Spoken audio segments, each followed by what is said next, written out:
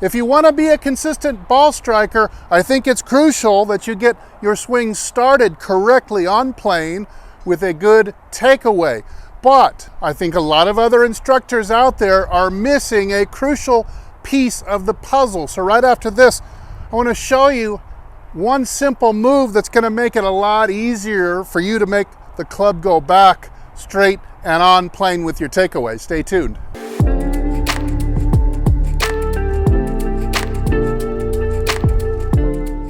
Hey, this is Steve with HitItLonger.com. I'm on a mission to hit the ball longer and straighter than I ever have before. I hope to show you how to.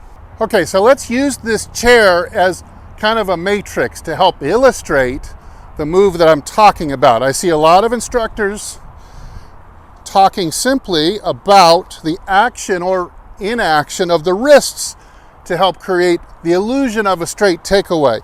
They would want you to keep the club on the outside of the shaft by retarding the cocking of the right wrist and the turning over of the left forearm. So instead of doing this and naturally cocking the wrist, which would make the club look like it's going to the inside, they would want you to delay.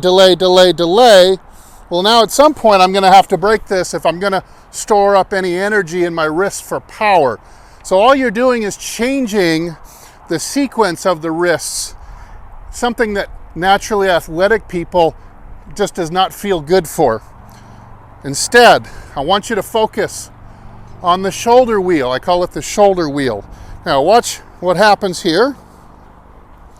If I turn the shoulder wheel and the hip wheel very flat, like this, naturally, both the head of the club and the handle of the club want to swing off the plane way to the inside. However, I could make the same wrist action and the same arm swing. Now watch this. Here's that flat again. We'll lay the club across here. You can see there's not a lot of dip to my left shoulder here. My shoulders are relatively horizontal like a merry-go-round, but I can control this arm swing in the plane of the club simply by what I would call steepening the shoulder turn and the hip turn, adding more tilt and less turn. And that would look something like this. Now, and turn back. Look, that club is nicely still in front of my body. And let's look at the angle now. You see how much more tilt there is in the shoulders as they wind up. My left shoulder is going more down and less up and around. My hips have not turned as much. They have moved as much, but not on this plane. So let's look at it from this.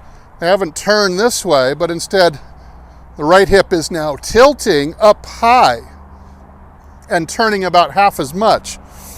So that gives you,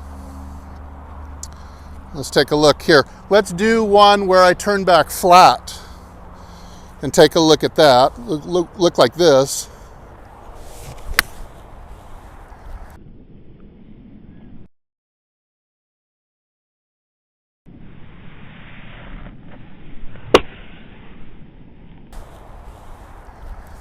Okay.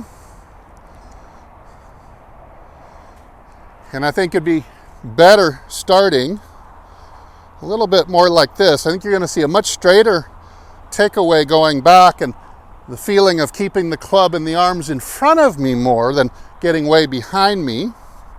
Something like this.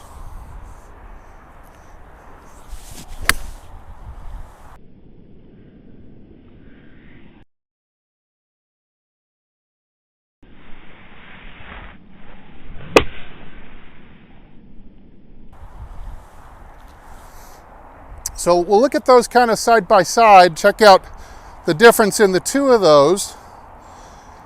How the first one, the arms naturally and the club naturally wants to swing way to the inside. Now, you could swing like that and still play some really good golf. You would just have to make some kind of counter move that negates what you just did by kind of throwing the shoulder down and over like that, kind of an over-the-top feeling move to negate or counteract this under the plane. So now you can see my shoulders would have to follow a infinity sign pattern, or you see this loop, in order to get back on the right path and the right plane again.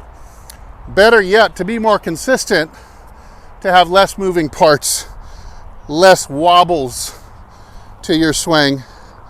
And instead, let's see if I can take it back really straight here.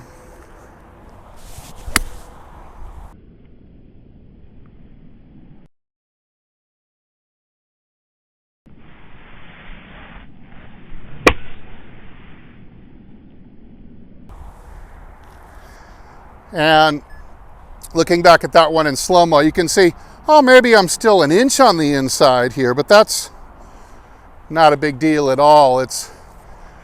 Perfection is certainly not necessary to play outstanding golf. You just got to get most all of your measurements into the ballpark. So keep this in mind. Practice at home. You can do it with the club.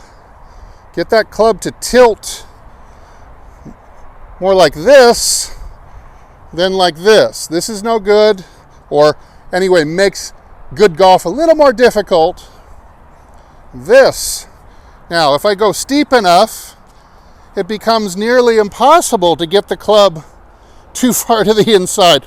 Look at that. I'm trying to cock the wrists and suck the arms in, and I have a hard time getting the club too far inside. It becomes very unnatural to get the club off plane. So rather than tinkering with wrist and forearm actions in your takeaway, let those be natural and athletic, but contain the plane of the hips and shoulders and how much they tilt.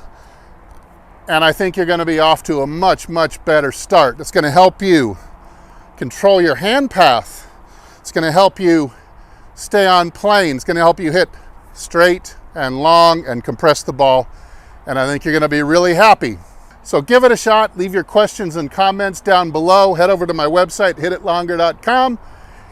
And if I don't see you in the next video, I will see you longer and straighter down the fairway. Everybody take good care.